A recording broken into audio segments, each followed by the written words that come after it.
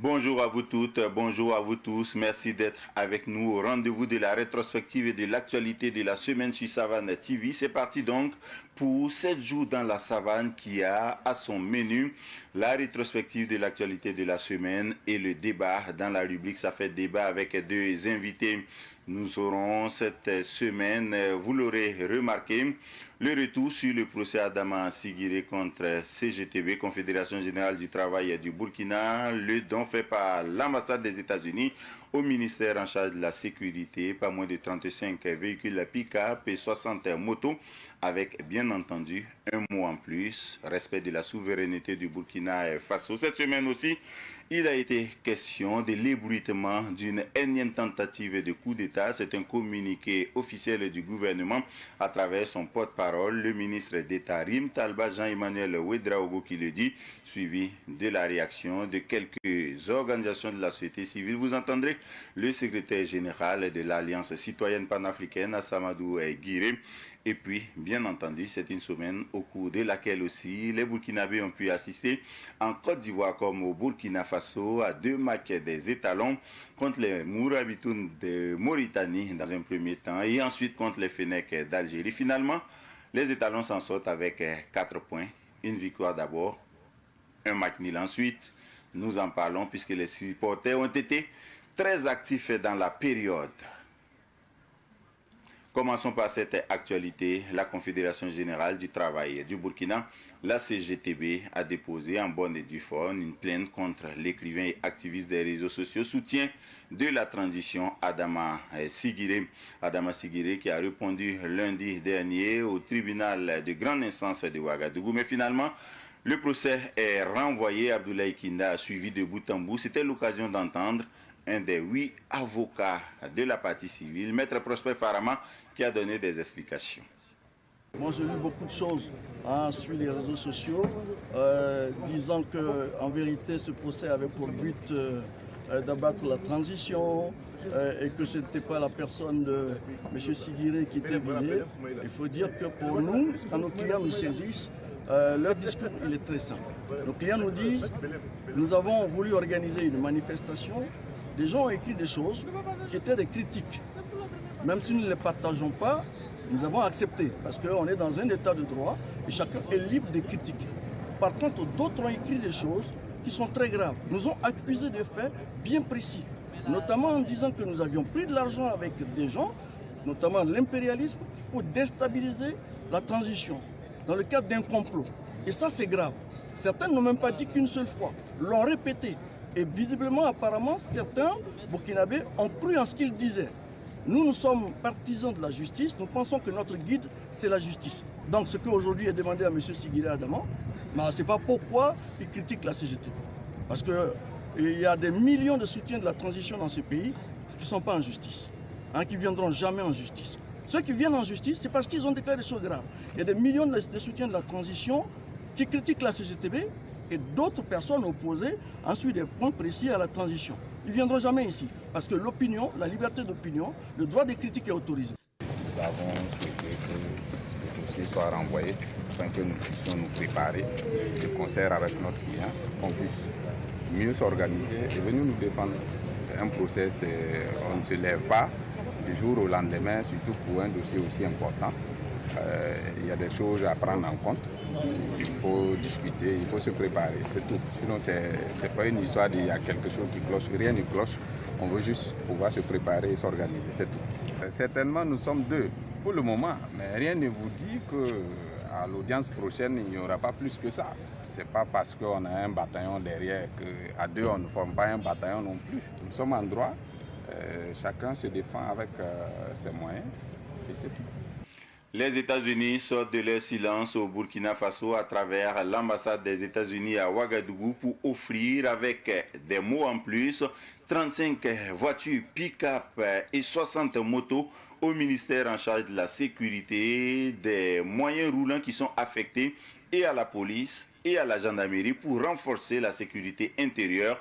Daouda Amego a suivi l'événement. Aujourd'hui, je réaffirme clairement l'engagement des États-Unis à demeurer votre partenaire engagé dans cette lutte existentielle et à vous apporter leur assistance dans la mesure du possible et conformément aux dispositions de nos lois. Comme l'a affirmé le président Thomas Sankara, l'aide qui ne nous aide pas à nous départir de l'aide n'est pas une aide. Les États-Unis respectent la souveraineté de Burkina Faso et son droit légitime de tracer sa propre voie. Nous saluons également la vision de Burkina Faso de prendre en main sa destinée, tout en prenant bonne note de la volonté du pays de résoudre le problème du terrorisme par ses propres moyens. Nous nous tenons à votre disposition pour vous apporter notre appui. Le gouvernement des États-Unis salue la mobilisation collective du peuple burkinabé pour lutter collectivement contre le terrorisme. Cette lutte requiert en effet l'engagement de l'ensemble de la société.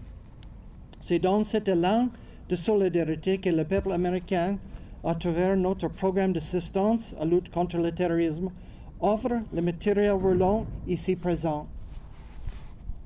Ces dons est composé de 35 véhicules et 60 motos qui contribueront à l'amélioration de la mobilité des unités spéciales dans les villes et villages les plus reculés du pays pour la reconquête du territoire et le retour des personnes déplacées dans leur foyer.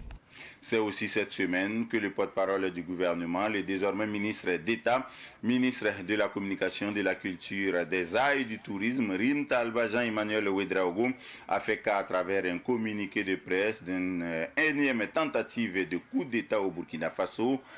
La tentative aurait été déjouée dès le 13 janvier, mais le clou devrait intervenir le 14 janvier 2024 et devrait aboutir à une sorte de mutinerie, éventuellement à l'assassinat d'autorités suivi de la mise à sac de sites de veille citoyenne. C'est entre autres ce que dit le porte-parole du gouvernement. Il évoque aussi la prise de personnes militaires en fonction, de personnes militaires radiées, de civils et d'activistes. C'est de tout cela que parle le communiqué du porte-parole du gouvernement. Issa Oumar Attié et Samuel Moko nous font le point. Les rumeurs se confirment, le gouvernement burkinabé parle d'un commando venu de l'extérieur pour attenter à la vie des autorités de la transition. Le communiqué du porte-parole du gouvernement évoque un complot pour déstabiliser la transition depuis le 13 janvier dernier, mais déjoué par la vigilance des services de renseignement burkinabé. Le réseau des déstabilisateurs implique aussi bien des militaires en fonction que des militaires radiés, des civils et des activistes, entre autres. La date du 14 janvier 2024 aurait projeté par les porteurs de ce projet funeste pour le passage à l'action en vue d'exécuter leur plan diabolique qui, immanquablement, aurait fait entrer le Burkina Faso à reculons dans l'histoire, poursuit le communiqué du ministre d'État porte-parole du gouvernement. Plusieurs militaires dans les différentes casernes ont été contactés par les porteurs du projet en vue de créer une sorte de mutinerie avant le passage à l'action et quelques organisations de la société civile étaient censées prendre le relais. Pour cela, des financements à leur endroit étaient en cours de déblocage et de transfert depuis l'extérieur. Des attaques contre les sièges de la veille citoyenne étaient projetées en vue de démobiliser le soutien populaire à la transition. En définitive, il s'agissait de créer des troubles favorables à l'intervention d'un commando venu de l'extérieur en mesure d'attenter à la vie de plusieurs autorités de la transition et de semer le chaos. Mentionne l'exécutif qui explique que des investigations ont permis d'établir formellement l'implication de plusieurs militaires et civils burkinabés. Les informations recueillies montrent à suffisance la volonté de subversion et de déstabilisation. Des voies de droit seront utilisées pour éclairer davantage l'opinion nationale et internationale sur l'ensemble de ces manœuvres, conclut le communiqué signé par Rim Talba Jean-Emmanuel Ouedraogo. Ce communiqué intervient quelques heures après la publication d'un article du journal Jeune Afrique qui évoquait l'implication dans un projet de déstabilisation de la transition de l'ancien chef de la diplomatie burkinabé Djibril Bassolé et quelques autres burkinabés vivant en Côte d'Ivoire avec l'appui d'Alexandre Benalla, proche du président français Emmanuel Macron. Dans la foulée, les organisations de la société civile pro-transition ont réagi. Nous avons recueilli la réaction de Assamadou Guiré, il est secrétaire général de l'Alliance citoyenne panafricaine, une organisation de la société civile pro-transition qui soutient les organes de la transition, le gouvernement, le Premier ministre et son président.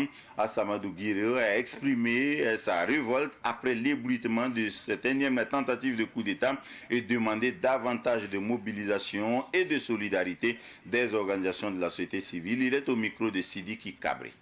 Nous ne pouvons que déplorer ce type d'attitude parce que nous sommes plus ou moins dans une dynamique de reconquête de notre territoire national et aussi de la reconquête de notre souveraineté nationale.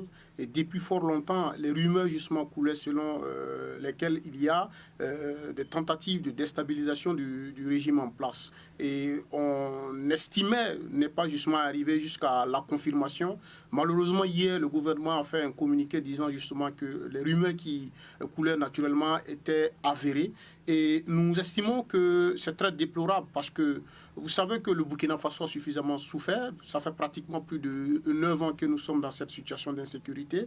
Et nous avons de nouvelles autorités qui font bien que mal leur boulot, qui essaie justement d'apporter des solutions concrètes à cette situation d'insécurité. Et malheureusement, certains, pour des intérêts égoïstes, pour des intérêts personnels, veulent naturellement revenir au pouvoir pour s'accaparer des ressources du pays. Et nous pensons que le gouvernement doit aller justement au-delà donc de communiquer et sévir sévèrement parce que nous ne pouvons plus accepter qu'on freine l'élan de la reconquête du territoire national et l'élan de la reconquête de notre souveraineté nationale. Ce qu'on n'avait pas vu justement dans les années 80 lors de la révolution du capitaine Thomas Sankara, c'est que les populations ne s'étaient pas naturellement mobilisées autour justement de certains points stratégiques de la ville de Ouagadougou pour empêcher toute tentative de déstabilisation. Et cette fois-ci, nous avons une nouvelle révolution et les masses, ou du moins le peuple adhère à cette révolution. Et le peuple a décidé naturellement de s'organiser, de se mobiliser pour faire barrière à toute tentative de déstabilisation.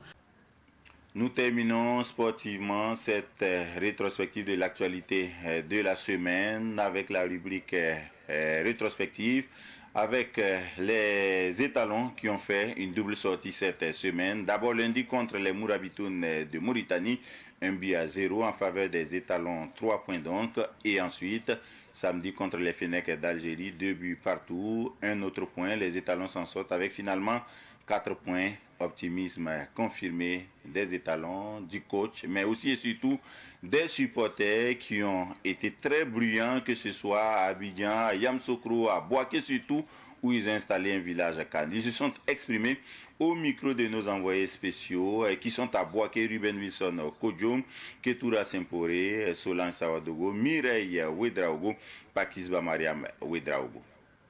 Pour regarder le ballon, elle est venue prendre le coup pour amener au Burkina Faso.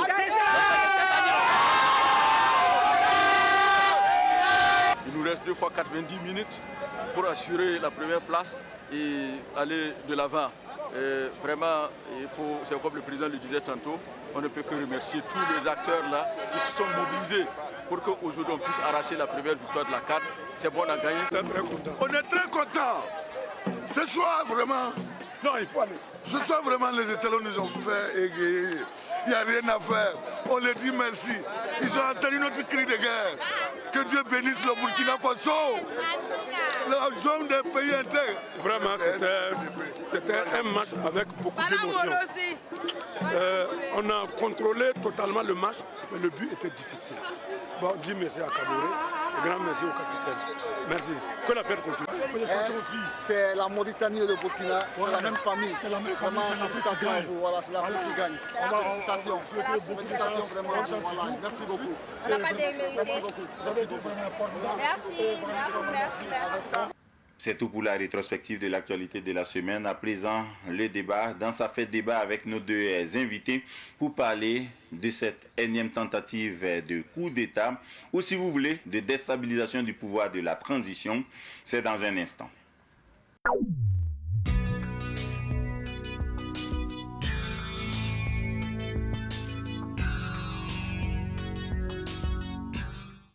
À présent, La rubrique ça fait débat avec deux invités sur ce plateau de 7 jours dans la savane pour parler de énième tentative de déstabilisation de la transition au Burkina Faso. Assamadou Guiré, secrétaire général de l'Alliance citoyenne panafricaine du Burkina est là.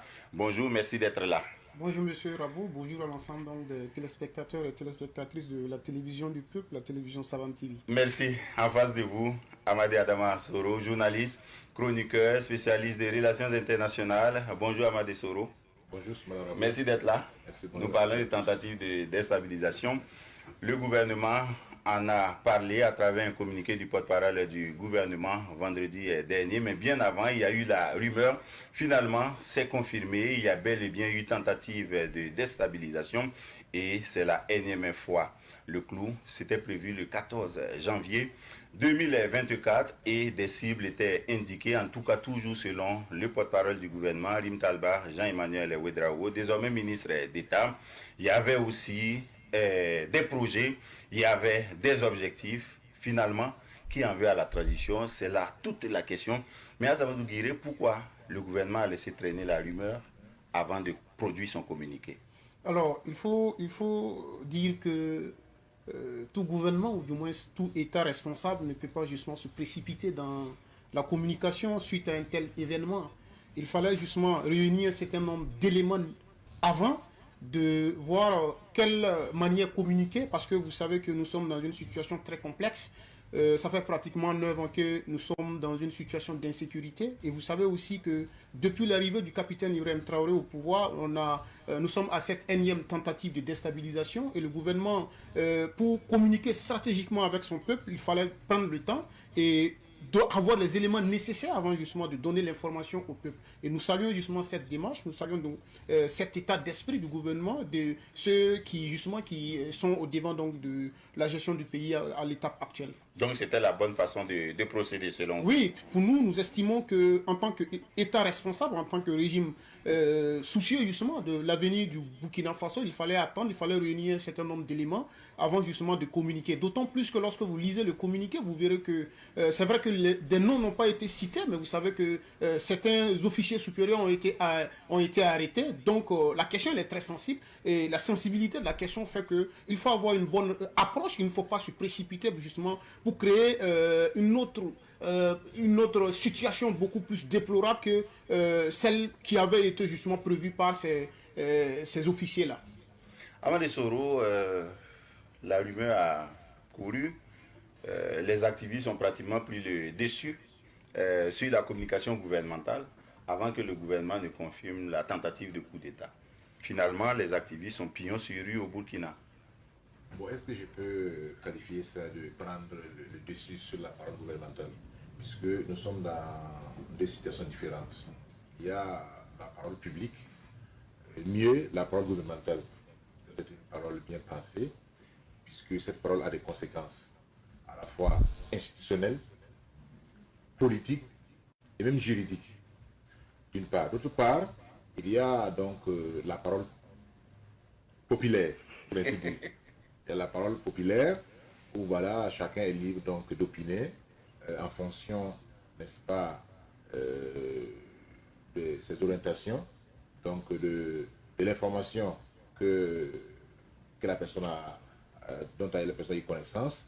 Et en général, il n'y a pas d'implication, ni pour la nation, ni pour le reste.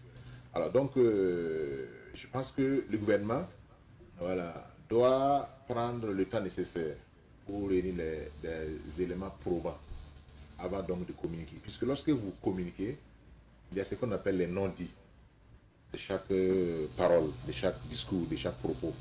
Et ces non-dits peuvent profiter, n'est-ce pas, à ceux qui sont déjà dans l'action et qui ne sont pas encore appréhendés.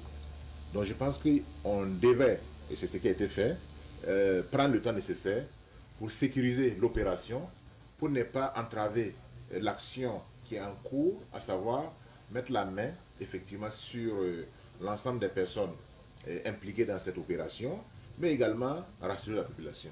Parce que comme vous le savez très bien, le rôle premier d'un gouvernement, c'est de rassurer la population à travers la communication politique, la communication publique, et également à travers la prise, n'est-ce pas, d'action à même donc de sécuriser, n'est-ce pas, la population.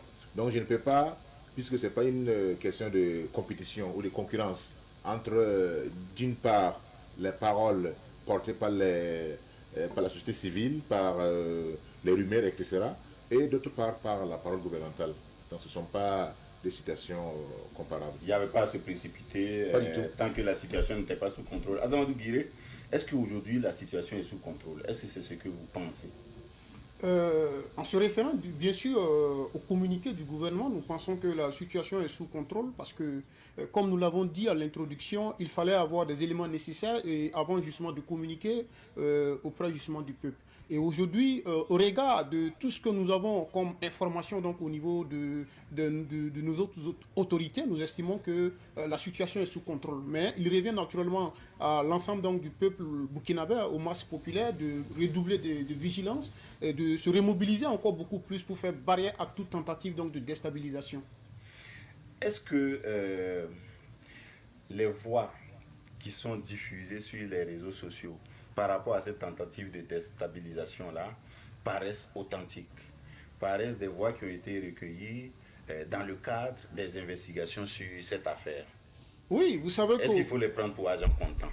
Vous savez aujourd'hui que, de par le passé, lorsque vous revisitez l'histoire récente de notre pays, vous savez, les rumeurs, à chaque fois que les rumeurs coulent au niveau donc, des masses populaires, à un moment donné, vous voyez que ça s'avère que, effectivement, les rumeurs justement étaient fondées. Et nous estimons aujourd'hui que le gouvernement, étant justement très stratégique dans la communication et dans sa manière de donner l'information donc, au peuple, nous estimons que il faut prendre au sérieux un certain nombre d'informations parce que, quoi qu'on dise aujourd'hui, la société civile, la plupart des informations véhiculées par les leaders d'opinion dans la société civile, c'est des gens aussi qui sont très proches des autorités actuelles. Et vous savez aussi qu'au XXIe siècle, la société civile aussi est un pouvoir. C'est un pouvoir parce que vous savez aujourd'hui que dans le communiqué, vous avez vu que l'une des cibles, c'était naturellement les... Nous allons en parler parce que ce n'est pas rien, ce n'est pas banal de cibler les sites de veille citoyenne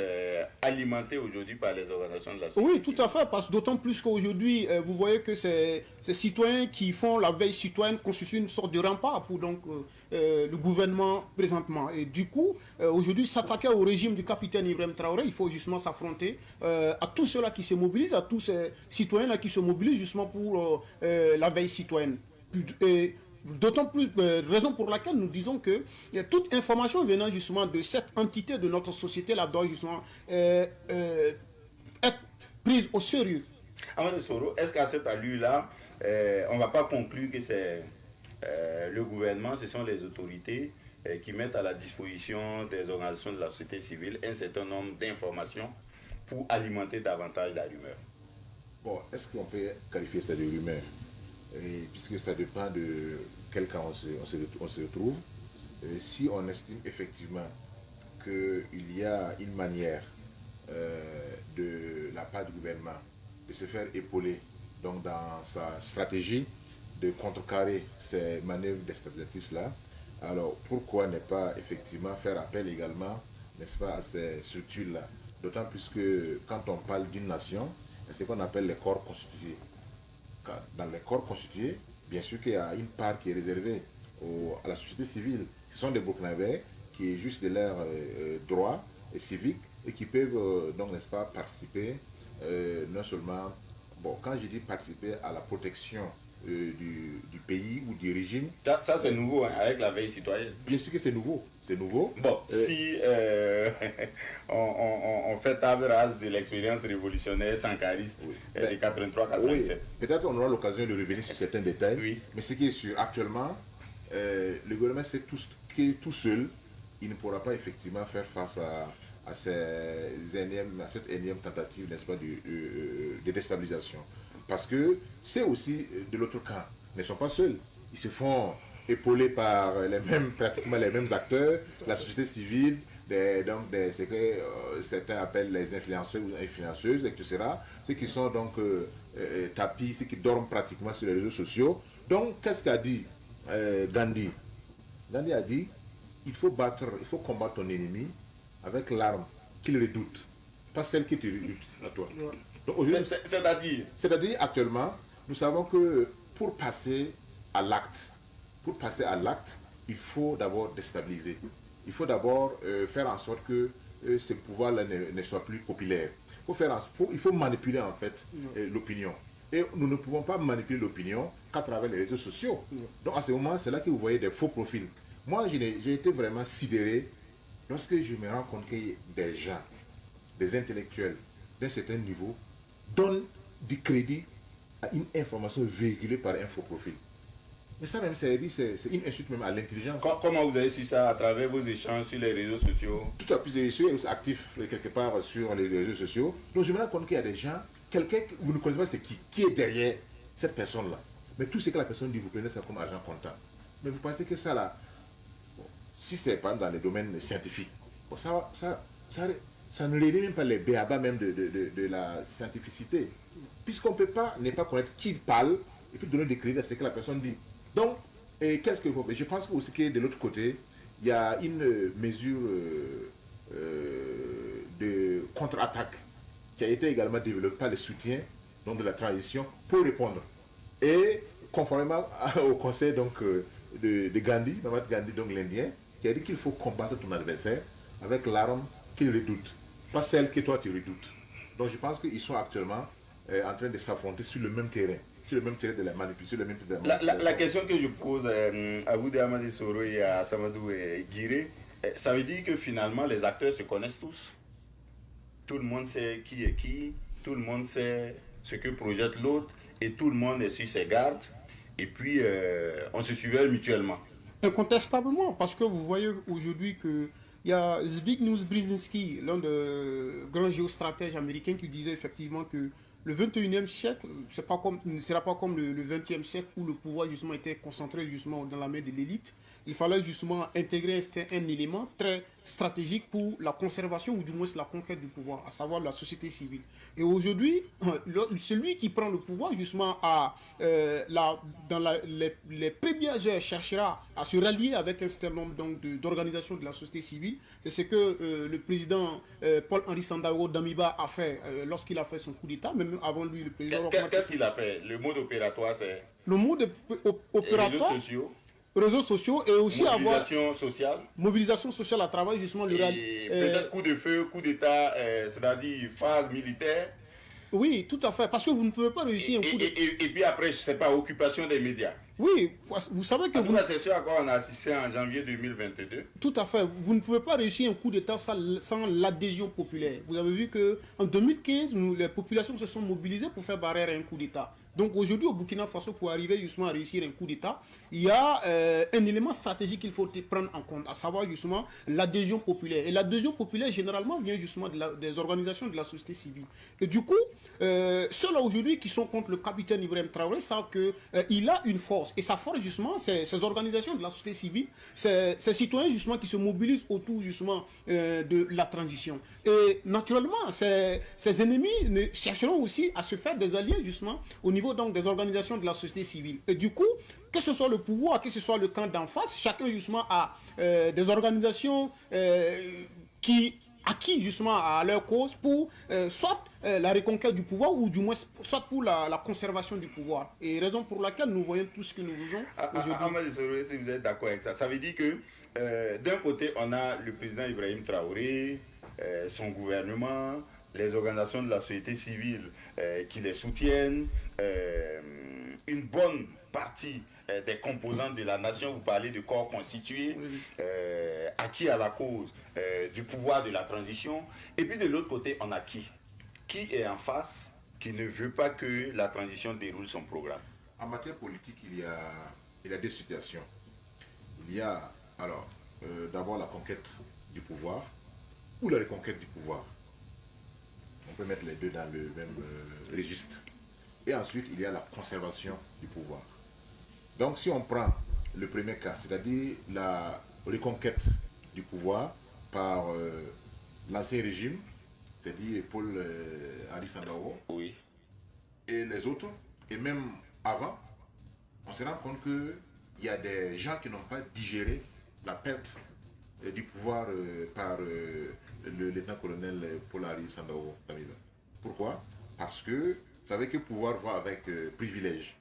Donc si en réalité il y avait des privilèges qui étaient naturellement adossés donc, à cette situation, à ces pouvoirs donc, des Damiba, et que après la perte donc, de ces privilèges, ça va braquer ces personnes. C'est tout à fait normal, c'est humain, c'est compréhensible. Ou la conservation du pouvoir actuellement. Mais je veux que nous sortions en fait de cette logique-là. Puisque au Burkina actuellement, en général, lorsque nous convoquons ces narratifs-là, c'est quand nous sommes dans la lutte politique ou politicienne. En temps de paix. En temps de paix en réalité.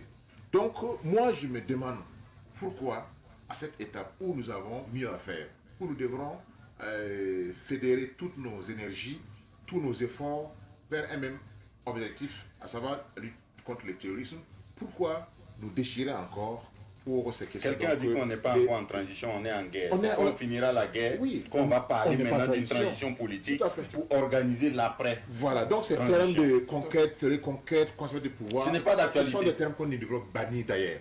Actuellement là, les termes que nous devrons remplacer, c'est reconquête du territoire, c'est la réinstallation des personnes déplacées internes, c'est la stabilisation, n'est-ce pas, de ces personnes, c'est surtout la sécurisation de ces zones-là pour que les terroristes ne reviennent plus après. Donc, est-ce que vous êtes d'accord, Amadé Soro, là-dessus? Ça veut dire qu'on aurait dû parler le même langage au regard de l'ennemi que nous avons en face de nous, qui est l'ennemi terroriste. Oui, tout à fait, parce que lorsque vous lisez le communiqué du gouvernement, vous verrez que c'est un coup d'État revanchard, parce que dans le communiqué, il est clairement dit que c'était pour justement revenir avec un ancien ordre. Et nous estimons effectivement qu'il faut sortir donc de cette logique, de cette manière de voir les choses, parce que le Burkina Faso a suffisamment souffert depuis pratiquement 2015. Mais vous savez qu'il y a des gens qui disent, bon, quand tu arrives au pouvoir par un coup d'État, tu dois t'attendre aussi vous savez à un autre coup d'État, c'est-à-dire c'est un cercle vicieux. Vous savez, nous sommes dans un contexte très complexe. Le doyen l'a si bien souligné, aujourd'hui vous voyez que nous sommes en crise, nous sommes dans une situation de crise. Et aujourd'hui, vous voyez qu'il y a un effort considérable qui est fait pour le retour de la paix et pour la reconquête de notre souveraineté nationale. Et au regard justement de ces sacrifices consentis par les autorités actuelles, la logique aurait voulu que l'ensemble des Burkinabés puissent taire leurs divergences et regarder justement vers une même vision, ou du moins dans la même logique, dans la même direction. Malheureusement, comme il l'a si bien souligné, vous savez, effectivement, il y a certains qui disaient mal le fait qu'ils ont perdu le pouvoir, parce que le pouvoir aussi a ses privilèges. Il faut revenir coûte que coûte au pouvoir pour jouir justement des privilèges du pouvoir. Et pourtant, le peuple souffre. Pourtant, le peuple a suffisamment donné, le peuple s'est suffisamment sacrifié pour le retour de la paix. Et nous estimons, c'est l'occasion également pour nous d'inviter l'ensemble donc de notre armée justement à l'unité d'action. Parce que vous savez que les officiers qui ont été arrêtés à un moment donné, vous voyez que c'est des gens qui, dans l'histoire de notre pays, l'histoire récente de notre pays, c'est des gens qui ont considérablement donné aussi pour le Burkina Faso. Et malheureusement, ils ne sont pas encore faussement coupables, leur culpabilité n'est pas établie, tout à fait. Ils sont dans, ils jouissent de leur présomption d'innocence. Oui. Et bon, mais vous pouvez développer. Oui, c'est de dire qu'il faut à un moment donné qu'on quitte cette logique qui en réalité maintient le Burkina Faso dans le misérabilisme que nous voyons depuis un certain moment. Il faudrait que les officiers, ou du moins l'ensemble donc de notre armée, comprennent qu'aujourd'hui, nous sommes à un tournant décisif de notre histoire. Le défi, c'est ceux justement de la reconquête de notre territoire national, c'est ceux justement de la reconquête de notre souveraineté nationale, et aussi c'est ceux justement du développement économique et social. Parce que vous voyez, vous regardez au moins le niveau de pauvreté que vit justement l'ensemble donc des populations burkinabées.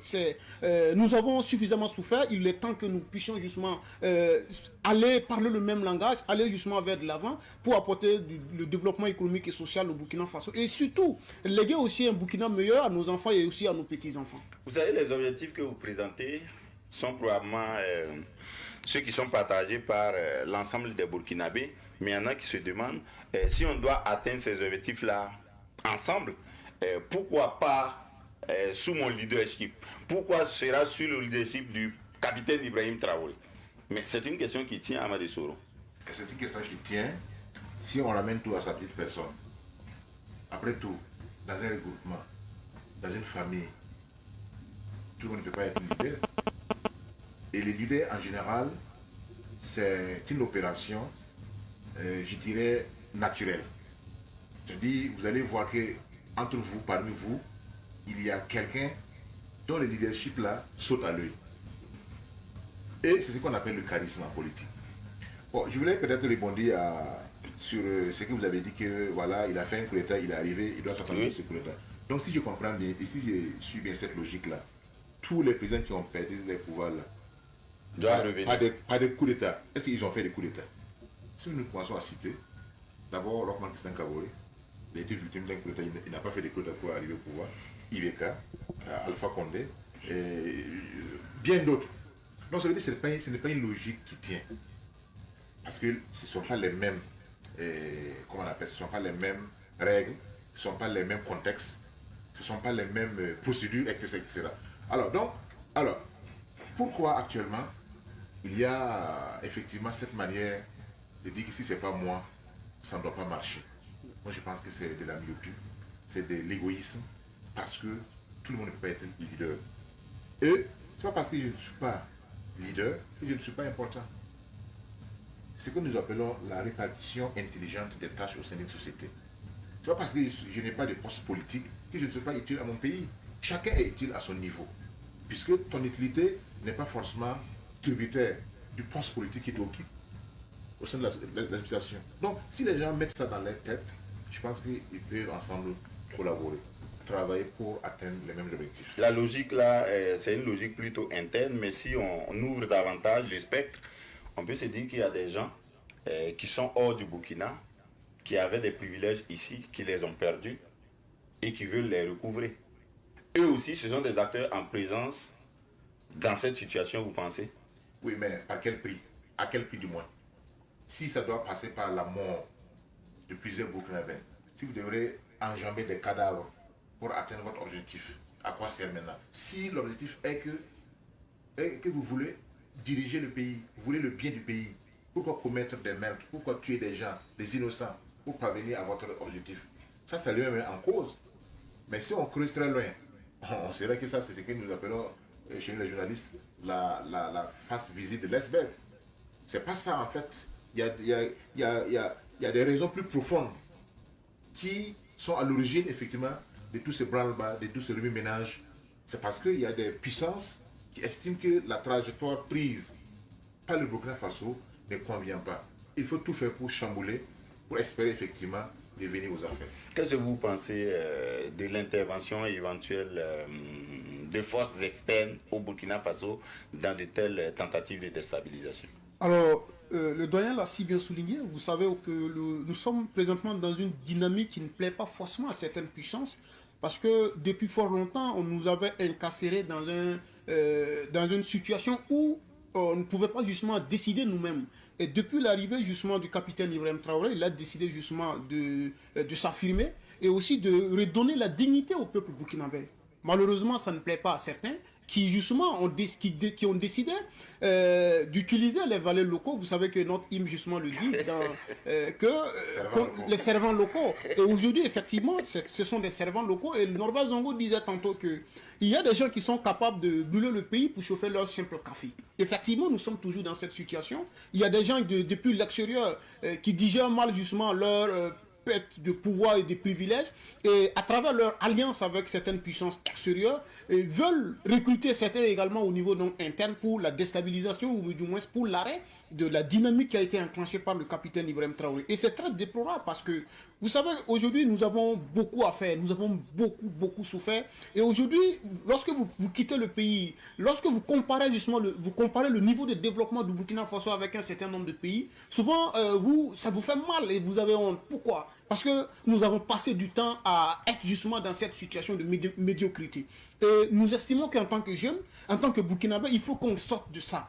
Il faut qu'à un moment donné, on comprenne que le Burkina Faso, c'est notre bien commun. Il faut qu'on comprenne que le Burkina Faso a droit aussi au développement. Il faut qu'on comprenne qu'on a un Burkina à léguer à nos enfants. Il faut qu'on comprenne que le Burkina Faso, le Burkina nous regarde, nos enfants nous regardent et nos petits-enfants nous regardent. Et nos enfants vont nous juger en fonction de ce qu'on aura justement comme acte, comme attitude pour le développement de notre pays. Et franchement, c'est un appel à l'endroit donc de tous les Burkinabés, de tous les officiers et aussi de toutes les composantes de la nation, parce que franchement, nous avons suffisamment souffert depuis 2015, pour ne pas dire depuis 1960. Azamadou Guire et Amadé Soro, ça sort un peu de la rumeur, mais 2 fois de suite, c'est le journal Jeune Afrique qui a pris sur lui de donner des informations sur le Burkina. D'abord, début décembre 2023, sur 4 espions qui ont été arrêtés au Burkina, 4 espions français 100 ans. Et puis, il y a à peine quelques jours, c'est encore Jeune Afrique qui évoque une tentative de déstabilisation au Burkina Faso en citant des noms, des connexions entre l'ancien ministre des Affaires étrangères Djibril Bachelet, l'ancien ministre des Affaires étrangères de l'ancien président Blaise Compaoré, et puis un certain Alexandre Benalla, ex-chargé de mission du président français Emmanuel Macron. Ça, c'est pas de la rumeur, Amadé Soro. Pas du tout. Je ne sais pas si vous avez... Est-ce que vous comprenez? Je comprends parfaitement. Et c'est ça vient de Jeune Afrique. Je voulais donc revenir. Est-ce que vous avez remarqué les tournants communicationnels entre la France et ses anciennes colonies, notamment le Burkina Faso? Non. Ces tournants communicationnels-là, c'est que ce n'est plus en fait nous qui sommes en fait dans l'offensive. Ce n'est plus nous qui sommes dans la défensive plutôt. Nous sommes assis, nous avons des dossiers, des affaires qui nous concernent. Ce sont les premiers à en parler. Vous savez que la question du moins celui-ci de l'arrestation des espions français, si ce n'était pas Jeune Afrique, personne. En tout cas, les autorités n'en avaient pas parlé officiellement. Peut-être si on avait parlé, ils allaient trouver une autre parade. Nous, on les laisse faire. Et maintenant, on réagit. Voyez-vous?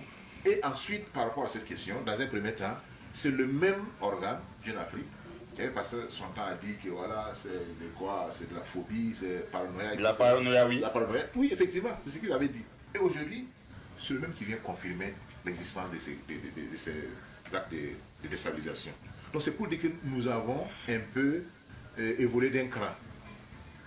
Le Burkina a progressé ou il a régressé? Il a progressé. Le Burkina a progressé. Significativement dans le domaine communicationnel. Vous savez très bien que lorsqu'il y a eu par exemple la rupture des accords de coopération militaire, le président Macron a demandé à ce que le président Traoré s'exprime sur la question pour donner des clarifications. Oui. C'est qui a répondu au président Macron? Le porte-parole du gouvernement, ministre de la Communication. À l'époque, peut-être 5e. Emmanuel a répondu à Emmanuel, oui. Au rang protocolaire. Oui. Ce n'est pas le président, ce n'est pas le premier ministre, ce n'est pas le ministre d'État à l'époque qui était Barcelona Bazier, et ce n'est pas non plus le ministre des Affaires étrangères, c'était en fait Jean-Emmanuel Ouedraogo qui avait répondu. Donc ça veut dire qu'ici, en termes diplomatiques, ça veut dire ce que ça veut dire. Ça veut dire qu'actuellement, nous avons décidé alors, de prendre en main et notre communication et notre action politique. Et nous n'allons pas nous accommoder, n'est-ce pas, des garanties ou du moins des précautions diplomatiques pour dire ce que nous pensons. Et ça veut dire ce que ça veut dire. Donc, effectivement, quand on voit ces informations qui sont distillées et qui souvent sont corroborées par des faux profils, relayés par certains, vous vous rendez compte qu'effectivement, il y a anguille sous roche. D'autant plus que publiquement, des personnalités françaises ont pris la parole publique pour dire qu'ils vont faire regretter et le Burkina Faso et le Mali pour l'option stratégique qu'ils ont prise, à savoir d'aller vers de nouveaux partenaires. Et c'est eux qui l'ont dit. Mais ça veut dire quoi, Amadé Soro? Quand on interprète ça, qu'est-ce que ça veut dire? Ça veut dire que le Burkina leur appartient, que le Mali leur appartient, et qu'une fois que ça leur échappe, ils ont les moyens de faire ce qu'ils doivent faire pour se réapproprier leurs biens. Est-ce que c'est ce que ça veut dire? Il y a un journaliste de TV5, je ne sais pas si c'est son nom, Sendiaï. Il dit en fait, le terme de dire que la France a perdu l'Afrique, c'est une incongruité. Parce qu'on ne perd pas ce qu'on n'a pas. Ce n'est pas la propriété de la France. Pourquoi dire que la France a perdu l'Afrique? Non. Ou bien on n'était pas vraiment indépendant. Donc ça veut dire que c'est ces changements de paradigme-là, cette évolution donc dans les rapports, dans les approches-là, qui dérangent.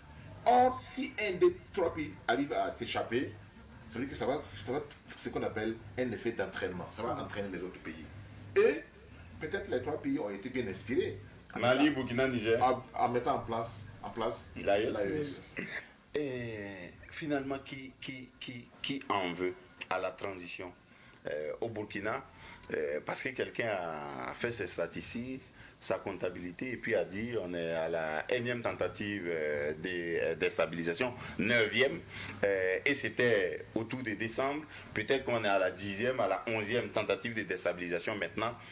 Qui en veut à la transition? Assamadou Guiré. Alors, vous savez que lorsque vous prenez l'histoire de Cuba, Castro a été victime de plus de 5, je crois bien 500 tentatives, des centaines de tentatives de déstabilisation. Ça veut dire que lorsque vous prenez, lorsque vous êtes dans la dynamique comme que celle que nous avons aujourd'hui, vous aurez des ennemis internes et aussi vous aurez des ennemis externes.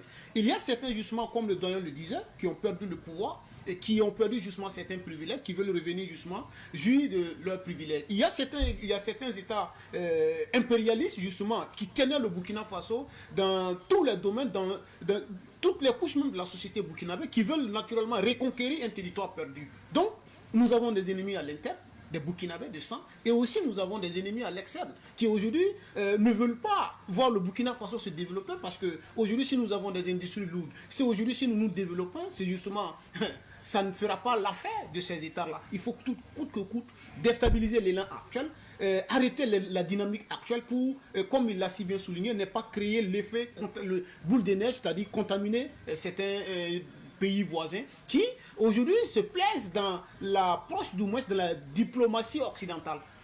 Amadou Soro, oui, le communiqué du gouvernement n'a pas donné de nom. Il a dit seulement le projet c'était de rétablir un ordre ancien.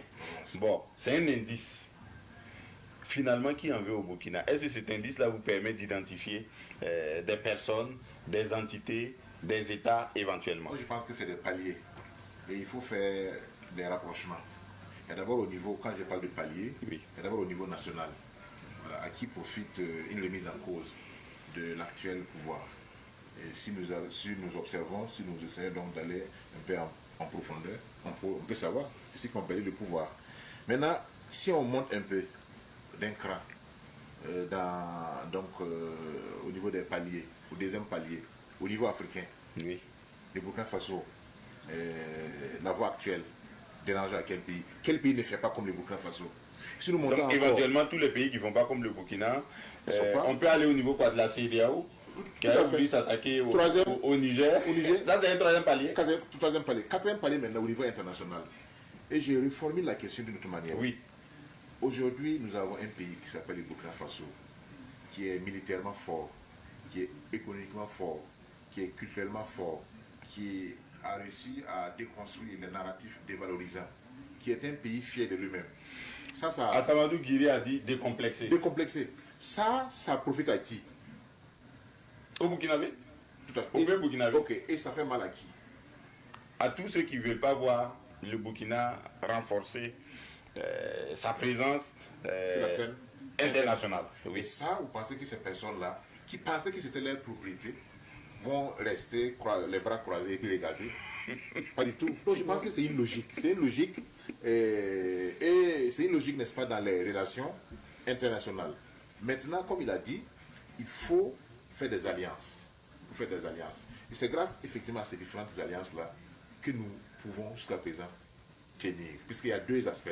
Il y a au niveau interne la mobilisation générale, au niveau populaire, un soutien fort, robuste à la transition, mais aussi regarder au niveau international quels sont les partenaires, quelles sont les alliances au niveau régional international qui peuvent nous permettre de nous protéger en fait les dos et pour faire face comme des garde-fous pour effectivement faire face aux éventuelles attaques. On touche du bois, hein, si le coup avait réussi, il y avait des cibles. Assamadou Guiré, parmi les cibles, il y avait vous, les organisations de la société civile qui assuraient la veille citoyenne. Est-ce que ça vous étonne? Oui, nous, ça ne nous étonne pas, parce que nous l'avons dit à l'introduction. Parce que vous savez aujourd'hui que ceux qui ont facilité la prise du pouvoir par le capitaine Ibrahim Traoré, c'est justement les organisations de la société civile. Il fallait justement que les citoyens, les masses se mobilisent pour adhérer ou du moins soutenir le capitaine Ibrahim Traoré dans sa prise du pouvoir. Et heureusement, il n'y a pas eu justement de confrontation entre les militaires. Et aujourd'hui, pour prendre le pouvoir, il faut aussi passer par donc, cette société civile. Vous aurez en face de vous les masses populaires, les organisations de la société civile qui, jour et nuit, veillent justement pour protéger donc, le régime actuel, le capitaine Ibrahim Traoré. Donc, ça ne nous a pas surpris et nous estimons que nous étions suffisamment conscients des enjeux et du danger et nous estimons que c'est pour la survie du Burkina Faso. Parce que mais ils sont nombreux qui disent que votre veille citoyenne est illégale, qu'elle est à la limite hors la loi, qu'elle dérange. Oui, mais il y a des citoyens lambda qui le disent.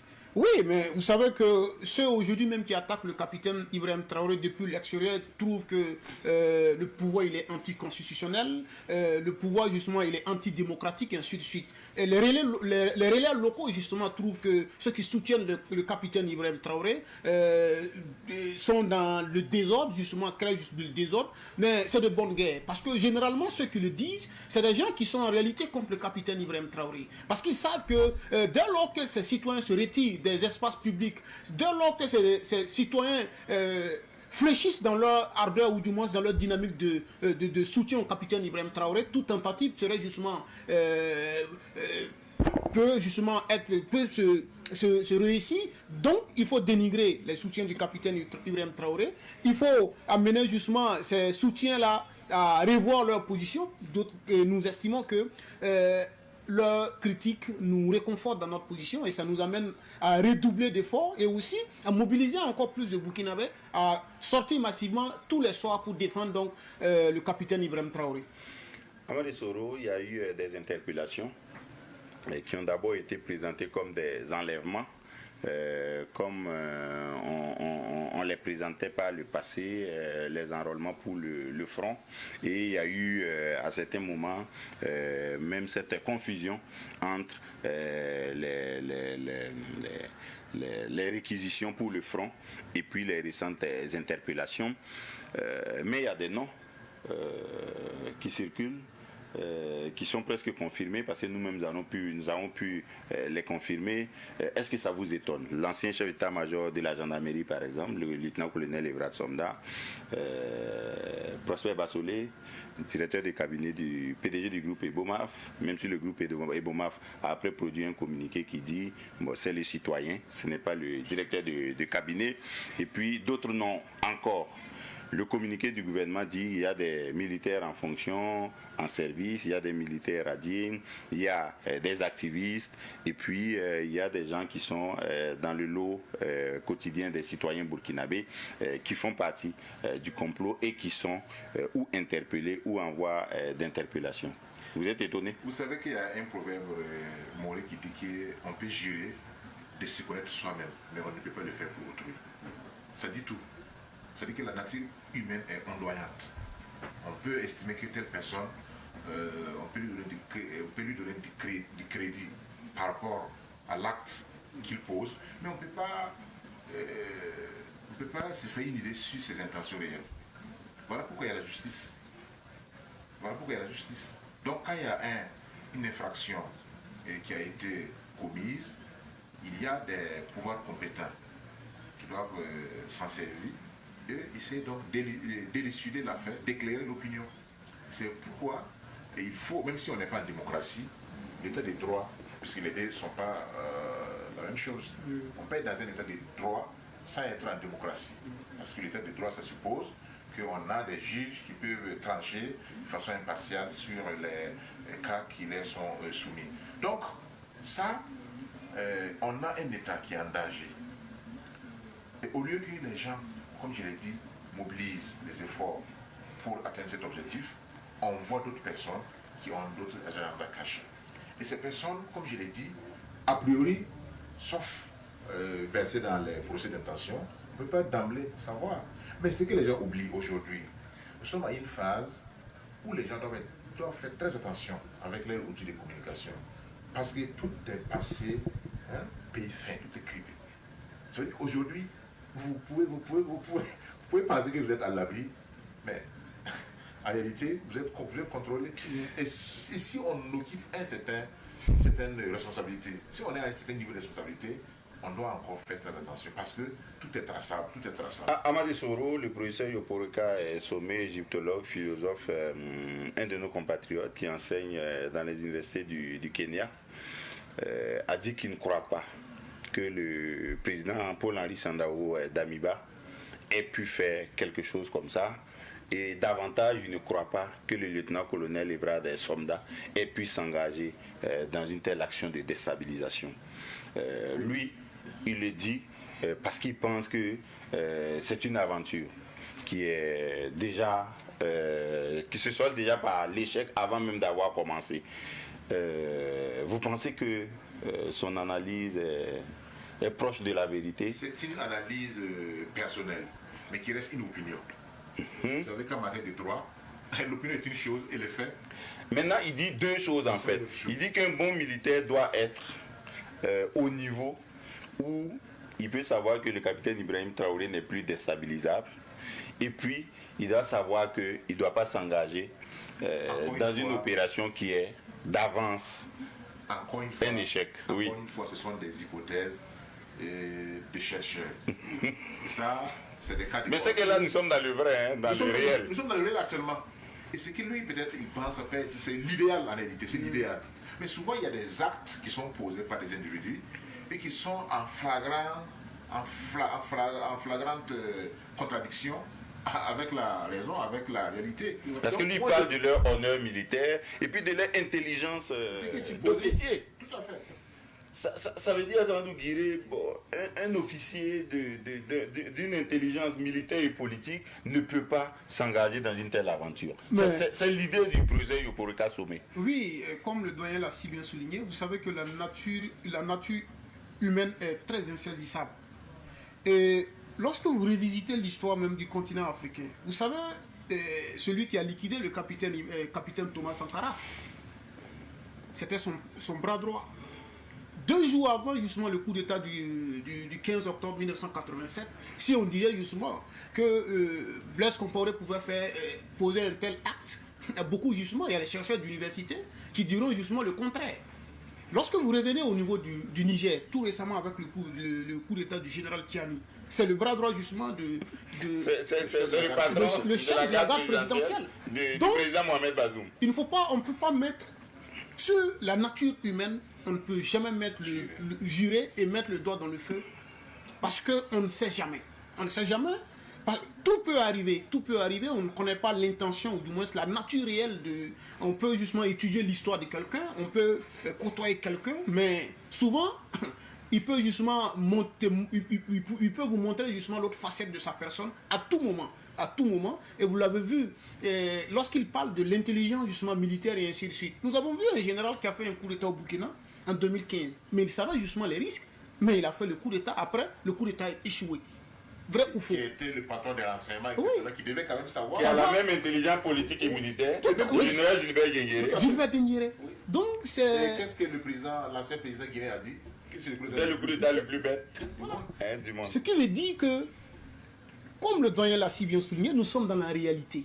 Les théories, c'est bien beau. On peut justement avoir ces lectures des choses, mais dans la réalité, souvent, les choses peuvent nous échapper en tant que chercheurs.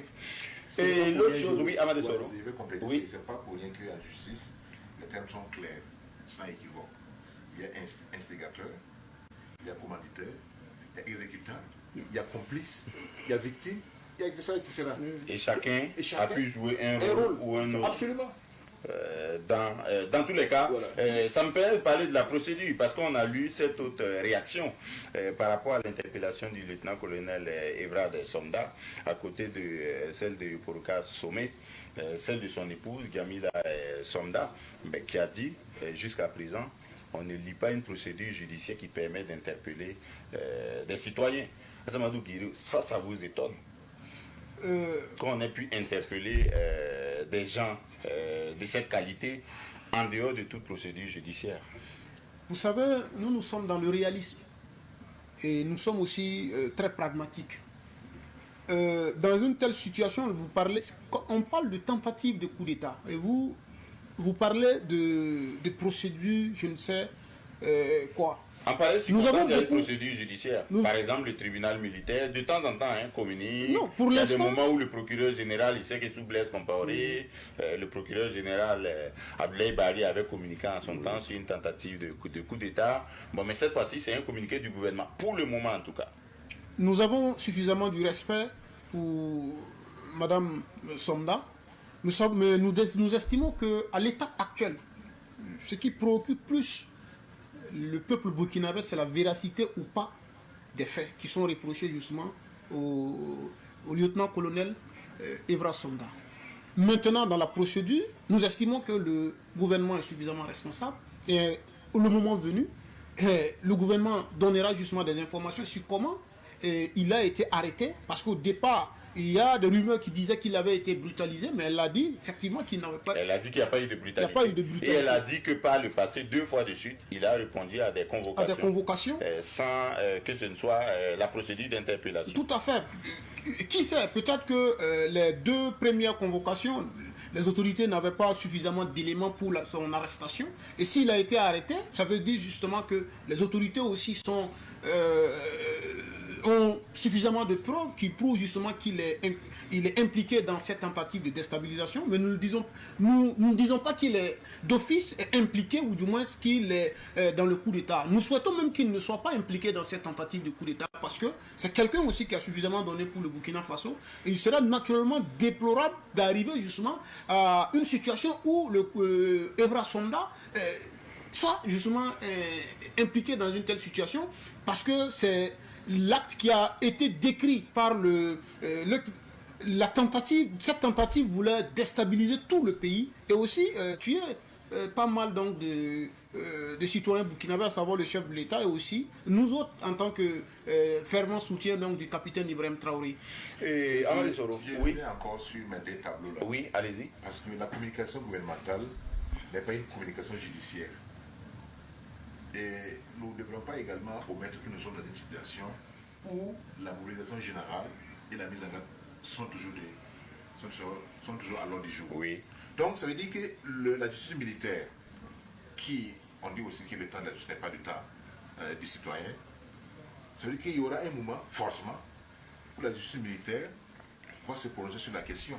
Mais et ne pas voir un communiqué du tribunal militaire ne veut pas dire qu'il ne travaille pas. Non, pas du tout. Maintenant, qu'est-ce qui est souhaitable, Amadi Soré?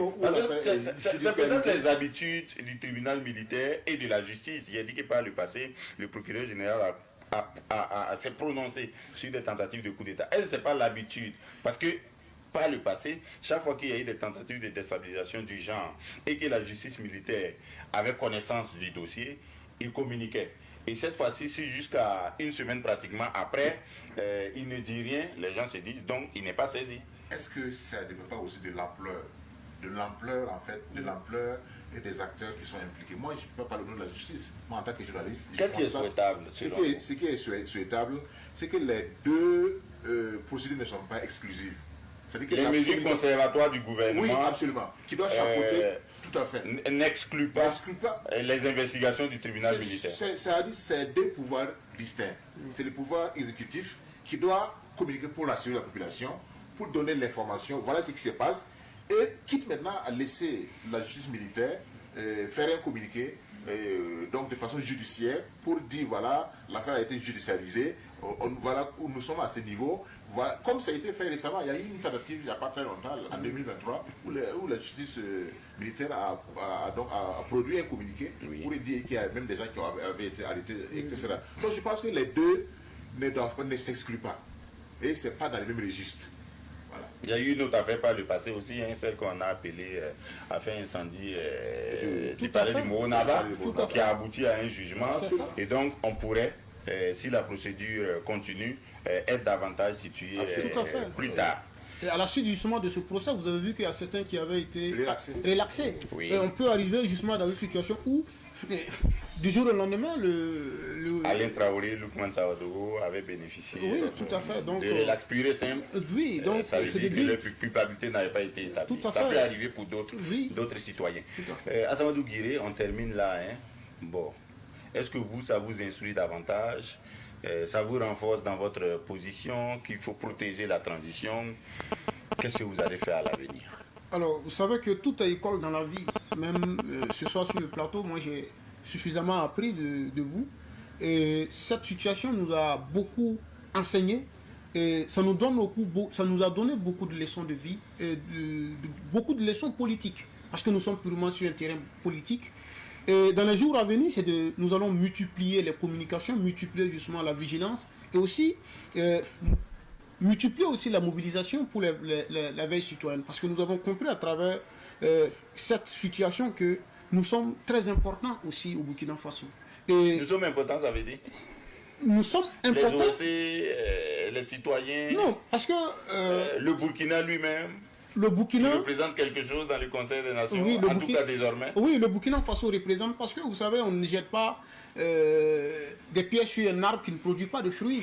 Et si on a une tentative de déstabilisation où l'extérieur et certaines puissances sont impliquées et que nous avons une tentative de déstabilisation où certains officiers sont impliqués, ça veut dire naturellement que le Burkina Faso est sur une dynamique qui n'arrange forcément pas à ceux-là qui nous avaient colonisés depuis des années. Et aussi, si dans cette tentative de déstabilisation, nous étions une cible, ça veut dire que nous avons un rôle important, un rôle stratégique dans la gestion du pouvoir d'État. Et cela nous amène à multiplier encore les mobilisations, à multiplier encore les efforts de conscientisation et de sensibilisation auprès des populations, de sorte à ce qu'on fasse barrière à n'importe quelle tentative de déstabilisation. Parce que nous savons, ça c'est une énième tentative, il y aura d'autres tentatives, mais tout dépendra de la mobilisation du peuple burkinabé, tout dépendra de la mobilisation des masses populaires autour donc, du capitaine Ibrahim Traoré et ses camarades. Merci à Samadou Guiré, à Amadé Soro. L'AES, c'est 3 pays, Mali, Niger, Burkina. Les tentatives de déstabilisation, là, ça ne concerne que le Burkina. Il y a eu peut-être des tentatives au niveau du Mali dans les premiers moments du pouvoir d'Assimi Goïta, mais après ça, on s'est rendu compte qu'ils ont abandonné effectivement cela. Mais pourquoi au Burkina c'est... Parce que si vous regardez le Burkina à la semaine, non seulement je peux dire que les puissances ont quand même pris une certaine aisance à s'installer au niveau du Burkina Faso ici, et que l'emprise, donc n'est-ce pas, de certaines puissances au Burkina Faso est plus importante par rapport au Niger, par rapport au Mali. Si vous prenez rien que le volet culturel, bon, par exemple, au niveau du Mali, vous allez voir que presque 90% parlent les Bambara, par exemple, et au Niger, c'est autre chose. Et donc, ça veut dire, le Burkina, non seulement qui est situé au cœur de l'Afrique de l'Ouest, mais qui a une mosaïque, n'est-ce pas, d'ethnie, de culture, et qui est finalement donc plus tourné, n'est-ce pas, vers certains pays, que vous savez très bien, et que si on arrivait effectivement à mettre la main sur ce pays-là, ça peut décourager forcément donc les autres. Certains avaient dit que même l'intervention qui avait été projetée contre le Niger, en réalité, visait le Burkina Faso. Si on arrive à taper le Burkina, bon, en tant que cœur du dispositif, les autres là... Parce que le Burkina, c'est le cœur dispositif de l'AIS. Absolument. Tout à fait. Amadou Soro, merci infiniment. Azamadou Guiré, merci infiniment d'avoir participé à ce savant débat dans 7 jours dans la savane, sur Savane TV, émission rétrospective de l'actualité de la semaine. C'est fini pour aujourd'hui. Merci à vous toutes et à vous tous qui nous avez suivis. Merci à l'équipe technique conduite par Michael Yamego. À bientôt.